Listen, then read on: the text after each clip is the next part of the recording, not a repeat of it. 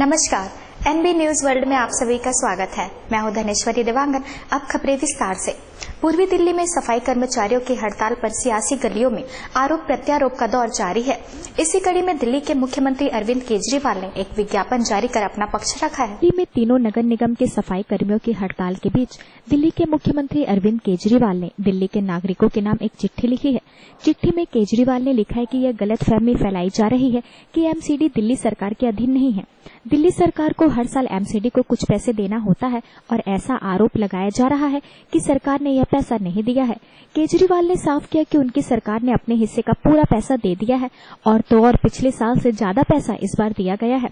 चिट्ठी में यह भी लिखा गया कि एमसीडी को डीडीए से 1500 करोड़ का प्रॉपर्टी टैक्स लेना है, जिसे जल्द ही दिया जाना चाहिए। दिल्ली के मुख्यमंत्री की माने तो तनख्वाह न मिलने की वजह से नहीं, बल्कि पुराने बकायों और कई दूसरे मांगों को लेकर यह हड़ताल हो रही है।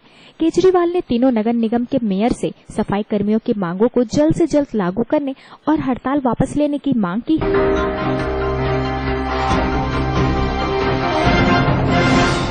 हरियाणा के सुनपेड़ गांव में एक दलित परिवार के घर में आग लगाकर 2 बच्चों की हत्या के मामले में एक नया मोड़ आ गया है। सीबीआई की फोरेंसिक एक्सपर्ट के मुताबिक घर में आग घर के अंदर से लगाई गई, न कि बाहर से। हरियाणा के सुनपेड़ गांव में बीते दिनों दलित बच्चों को जलाने के मामले में नया मोड़ सामने आया है। एक दलित परिवार के घर में आग लगाकर 2 बच्चों की मौत मामले में हरियाणा के फोरेंसिक विशेषज्ञों को जांच में पता चला है कि आग कमरे में से ही उठी थी, न कि बाहर से किसी ने लगाई। फोरेंसिक विशेषज्ञों ने इशारा किया है कि आग का मूल स्रोत कमरे के भीतर से था, न कि बाहर से। एक अंग्रेजी अखबार के हवाले से छपी खबर में कहा गया कि बाहर से किसी ने आग नहीं लगाई। तिल बाहर से नहीं बल्कि अंदर से ही गिराया गया। फोरेंसिक रिपोर्ट पीड़ितों के बयान से अलग है।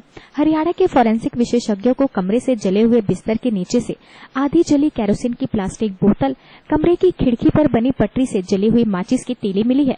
विशेषज्ञों का कहना है कि बाहर से किसी हमलावर के आने का कोई निशान नहीं मिला है।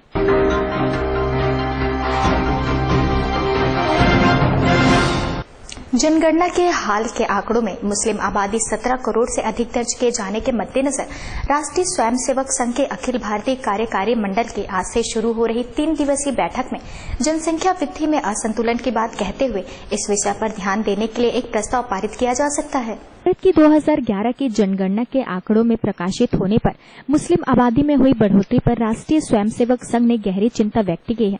रांची के निकट महिला लॉन्ग के सरला बिरला स्कूल परिसर में शुक्रवार से शुरू हो रहे संघ के 3 दिवसीय राष्ट्रीय कार्यमंडल की बैठक में देश की नई जनसंख्या रिपोर्ट की विसंगतियों पर एक प्रस्ताव लाया जाएगा। संघ के अखिल भारतीय प्रचार मनमोहन वैद्य ने बैठक की पूर्व संध्या पर कहा कि हाल ही में आए जनगणना के आंकड़े जनसंख्या वृद्धि में असंतुलन दिखते हैं। उन्होंने कहा कि बैठक में इस विषय पर गहन विचार विमर्श किया जाएगा और इस संबंध में एक प्रस्ताव पारित किया जा सकता है। बैठक में संघ प्रमुख मोहन भागवत समेत संगठन के समस्त शीर्ष पदाधिकारी भाग लेंगे।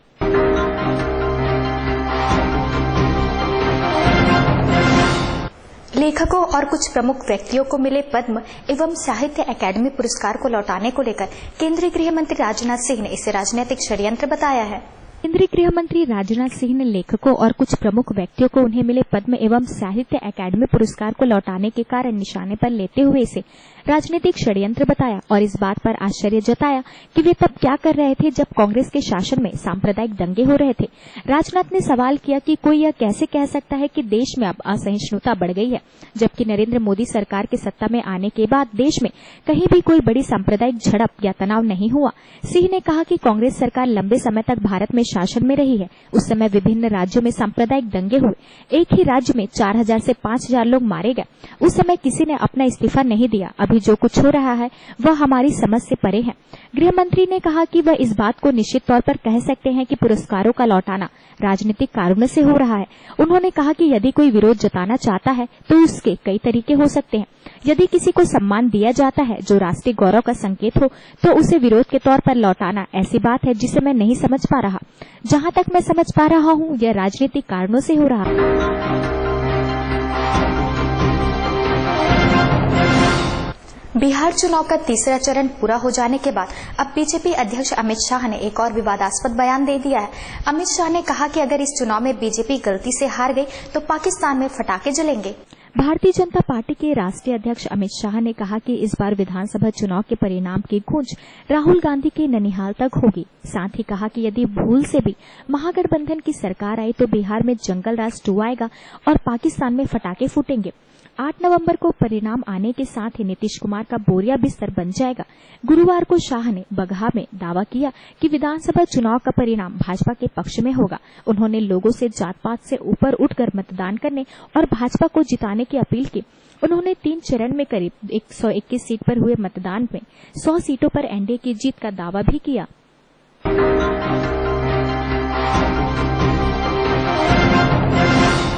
कर्नाटक के मुख्यमंत्री सिद्धार्थ मैया ने बीफ को लेकर विवादित बयान दिया है। उन्होंने गुरुवार को एक कार्यक्रम में संघ और बीजेपी पर निशाना साधते हुए कहा, अब मैं बीफ खाऊंगा, आप कौन होते हैं रोकने वाले। सिद्धार्थ मैया ने कहा कि बीफ खाना उनका अधिकार है और इससे उन्हें कोई नहीं रोक सकता। बीफ को लेकर अब कांग्रेस शासित प्रदेश कर्नाटक के मुख्यमंत्री सिद्धार्थ मैया ने विवादित बयान दिया है। बेंगलुरु में युवा कांग्रेस के कार्यक्रम को संबोधित करते हुए सिद्धार्थ मैया ने कहा कि वो गौमांस नहीं खाते, लेकिन ये उनकी मर्जी है और अगर वो आज से बीफ खाना शुरू कर दे तो ये उनकी मर्जी होगी और ऐसा करने से कोई रोक नहीं सकता। सिद्धार्थ मैया ने इशारों में ये हमला सीधे संघ परिवार पर किया। सिद्धार्थ मैया का कहना है कि प्रधानमंत्री नरेंद्र मोदी के शासनकाल में बेवजह बीफ के मामले को तुल दिया जा रहा है। बीफ मामले पर जिस तरह से देश भर में अफरा तफरी मची है, इसमें असुरक्षा की भावना पैदा हुई है। बहस विकास और महंगाई पर होनी चाहिए, न कि कौन बीफ खाता है और कौन नहीं। इस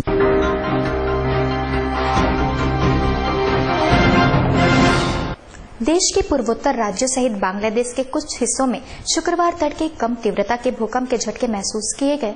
देश के पूर्वोत्तर हिस्से में शुक्रवार को सुबह भूकंप का हल्का झटका महसूस किया गया।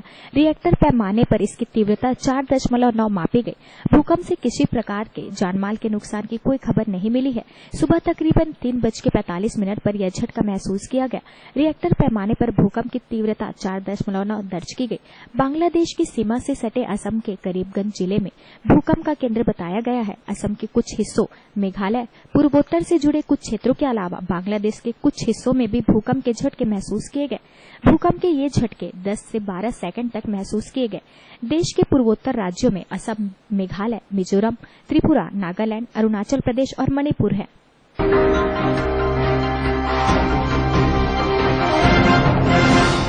सीरिया और इराक में सक्रिय आतंकी संगठन इस्लामिक स्टेट ने अब एक और सनक फरा फरमान जारी किया है। इस फरमान के अनुसार उन महिला अस्पतालों क्लिनिकों को बंद करने का कहा गया है जिनका संचालन पुरुष करते हैं या वहां पुरुष डॉक्टर हैं। आतंकी संगठन ने महिलाओं को इलाज करने वाले डॉक्टरों को जान से मारने की धमकी भी दी है। सीरिया और इराक में सक्रिय खूंखार आतंकवादी संगठन आईएस की क्रूरता थमने का नाम नहीं ले रही है। वहीं एक के बाद एक तुगलकी फरमान जारी कर लोगों में दहशत फैलाने में लगा हुआ है। अब आईएस ने नया फरमान जारी करते हुए उन महिला अस्पतालों क्लिनिकों को बंद करने को कहा है जिनका संचालन पुरुष करते हैं या वहां पुरुष डॉक्टर हैं। आतंकी संगठन ने महिलाओं का इलाज करने वाले डॉक्टरों को कत्ल करने की धमकी दी है। सामाजिक कार्यकर्ताओं के मुताबिक आईएस ने कहा है कि पुरुष स्त्री रोग विशेषज्ञ नहीं हो सकते। आतंकी संगठन ने हर कीमत पर महिला और पुरुष को अलग अलग रखने की अपनी नीति के तहत यह फरमान जारी किया है।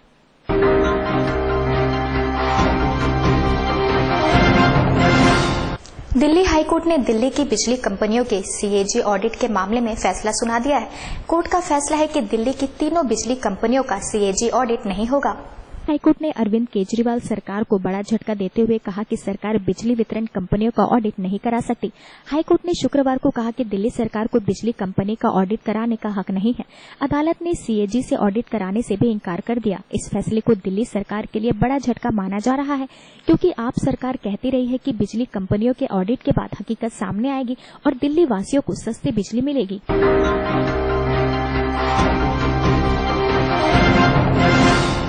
क्रिकेटर हरभजन सिंह और बॉलीवुड एक्ट्रेस गीता बसरा गुरुवार को शादी के बंधन में बंध गए। पूरी मीडिया की नजरें इस शादी पर टिकी हुई थी।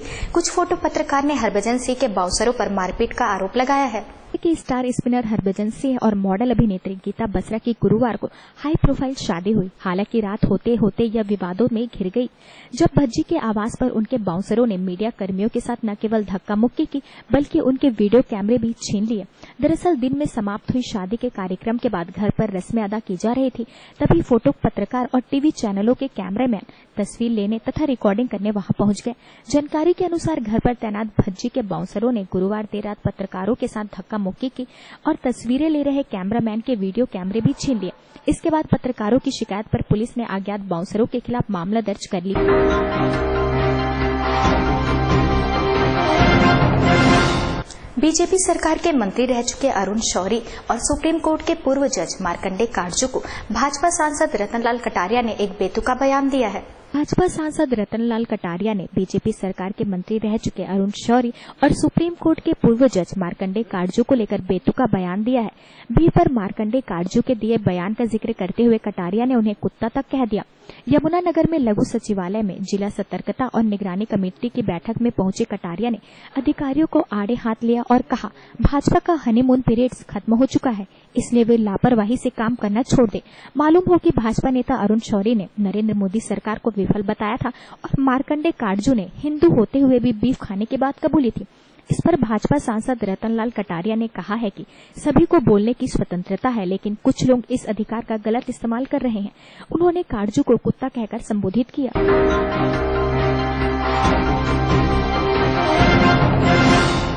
शुक्रवार की सुबह लगभग 10 बजे दानीगंज स्कूल के अनुसूचित छात्रावास में अचानक सिलेंडर में लीकेज होने से आग लग गई। इस दौरान रसोई कक्ष में काम कर रही 3 महिला कर्मी घायल हो गई। तीनों महिलाओं को मेकाहारा अस्पताल में भर्ती कराया गया। उनमें से एक की हालत गंभीर बताई जा रही है। दानीगंज स्कूल के अनुसूचित छात्रावास के रसोई कक्ष में अचानक सिलेंडर फटने से आग लग गई, जिसमें 3 महिला कर्मचारी गंभीर रूप से घायल हो गए। हॉस्टल की वार्डन ने बताया कि उनमें से 2 महिलाएं डेली वेजेस पर काम करती हैं और एक परमानेंट कर्मचारी है। मौके पर कलेक्टर राम सिंह भी मौजूद रहे। उन्होंने स्थिति का जायजा लिया और बताया कि रसोई कक्ष में रेगुलेटर, गैस पाइप आदि खराब है। वहीं फायर ब्रिगेड वालों की माने तो रसोई कक्ष में भारी लापरवाही देखने को मिली। गैस सिलेंडर में कैप ही नहीं लगी हुई थी, जिसके चलते सिलेंडर में से गैस लीक हो गई और हॉस्टल में हादसा हो गया। इसके बावजूद एक बड़ा हादसा टल गया। इस तरह से देखिए, हॉस्टल में एक सिलेंडर में वो फटा है, उससे कुछ हमारे जो खाना बनाने वाले लोग 3 लोग आहत हुए हैं और तीनों को अस्पताल भेजा गया है। और सिलेंडर कैसे फटा, क्या बात थी, इसकी हम लोग जांच कराएंगे। कंपनी वालों को भी बोला है हमने, वो देखें क्या कि उसमें कुछ मैन्युफैक्चरिंग डिफेक्ट था या कुछ चलाने में कुछ प्रॉब्लम हुई है। देखिए, पहली प्रायोरिटी है कि जो घायल हुए उनको उचित इलाज हो, अच्छा इलाज हो, पहला प्रायोरिटी वो रहेगी। उनके बारे में पता चला कितना क्या हालत है? एक को थोड़ा ज्यादा है बताते हैं, 2 को कम है, लेकिन फिर भी हम पहली प्रायोरिटी वो है कि उनको उनके इलाज ठीक हो, उनका सब कुछ ठीक हो जाए। इसके बाद तो फिर इसकी जांच कराएंगे। और बाकी बच्चियों को कोई किसी को चोट नहीं है, बच्चियों का खाना भी बन चुका था।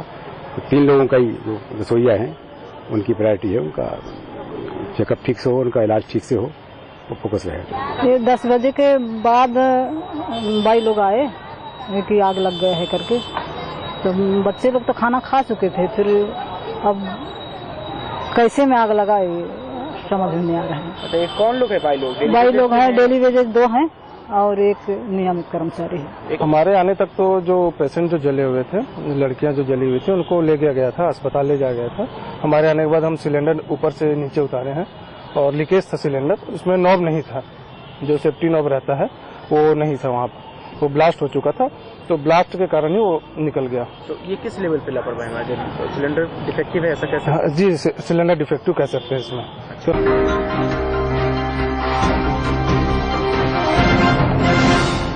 प्रदेश में अफसरशाही का आलम यह है कि एक आला अधिकारी ने नोटिस जारी कर सभी सरकारी अधिकारियों को मीडिया से बात करने तक से मना कर दिया है। मीडिया के भारी विरोध के बाद अब राज्य सरकार बैकफुट पर आ गई है। अब भाजपा नेताओं द्वारा इस तुगलकी फरमान को जल्द से जल्द ठीक करने की बात कही जा रही है। छत्तीसगढ़ में सरकारी दफ्तरों में सचिव ने एक नोटिस जारी कर किसी भी अधिकारी को मीडिया में जानकारी देने से मना किया है। यही कारण है कि अब ज्यादातर सरकारी ऑफिसों में कोई भी अधिकारी, पत्रकार, यहां तक कि जनप्रतिनिधियों से बात तक नहीं करता। सचिव के इस तुगलकी फरमान के बाद मीडिया में इसका खूब विरोध हुआ है। मामला मुख्यमंत्री तक पहुंचा और अब सरकार बैकफुट पर है। ऐसे में जल्द ही एक नया नोटिस जारी कर इसे ठीक कर लिया जाएगा। बीजेपी प्रवक्ता के माने तो इस नोटिस का उद्देश्य मीडिया से दूरी बनाना नहीं था। उन्होंने तर्क दिया है कि एक ही विषय में एक से अधिक अधिकारियों द्वारा जारी बयान में फर्क होता है, जिसकी वजह से भ्रम फैलता है। हालांकि प्रदेश सरकार ने सूचना के अधिकार का हवाला देते हुए कहा कि यहां सूचना या जानकारी को छिपाने की कोई परंपरा नहीं है, लेकिन फिर भी किसी अधिकारी के द्वारा जारी ऐसे नोटिस ये साबित करते हैं कि सरकार नहीं चाहती मीडिया तक जरूरी जानकारी सहजता से पहुंचे। देखिए, त्वरित जो घटनाएं होती हैं उस पर मीडिया को उसकी वस्तुस्थिति जानकारी और तत्काल जनता तक पहुंचानी होती है। ऐसे अनेक घटनाएं होती हैं जो जनता से सीधे जुड़ी हुई होती हैं, कई बार सतर्क करने की भी होती हैं। तो इन सब बातों को जो चाहे निचले स्तर तक हो या शहरी क्षेत्रों में हो, उन सूचनाओं को आज का सर्वाधिक यदि सक्रिय साधन है तो वो इलेक्ट्रॉनिक मीडिया है, जिसके माध्यम से तत्काल जो है बातें एक छोर से दूसरे छोर तक पहुंचती हैं। इस दृष्टि से माननीय मुख्यमंत्री जी ने जो थोड़ी व्यवस्था में परिवर्तन करके और अधिकारियों को इस आशय के निर्देश दिए हैं कि वस्तुस्थिति से तत्काल जो है आप मीडिया से बातचीत कर सकते हैं, उसकी जानकारी दे सकते हैं। एक सचिव के कहने से एक आदेश निकाला था, उसके बाद से मीडिया को वर्जन लेना बैन कर दिया गया। बैन नहीं किया गया था, कुछ व्यवस्थाएं की गई थी नीचे स्तर पर कौन अधिकारी बात करेगा ताकि अधिकृत रूप से जानकारी मीडिया को मिले। कई बार कंट्रोवर्सी होती है, कोई अधिकारी कुछ जानकारी देता है, कोई कुछ जानकारी देता है, तो एक जगह से अधिकृत जानकारी मिले, उसकी व्यवस्था भी शासन ने की थी कि उसको उस अधिकारी तक सारी जानकारी तत्काल पहुंच जाए, ताकि एक जगह से ही मीडिया को भी भटकना न पड़े और एक जगह से उसको जानकारी सुविधाजनक ढंग से उपलब्ध हो सके। इस दृष्टि से व्यवस्था की थी, लेकिन मीडिया के बंधुओं ने उसको कुछ अमान्य किया, इसलिए ये व्यवस्था की गई कि जो भी संबंधित अधिकारी हैं, कलेक्टर से लेकर के जो भी अधिकारी हैं, वो तत्काल उसकी जानकारी जो है मीडिया तक पहुंचाए।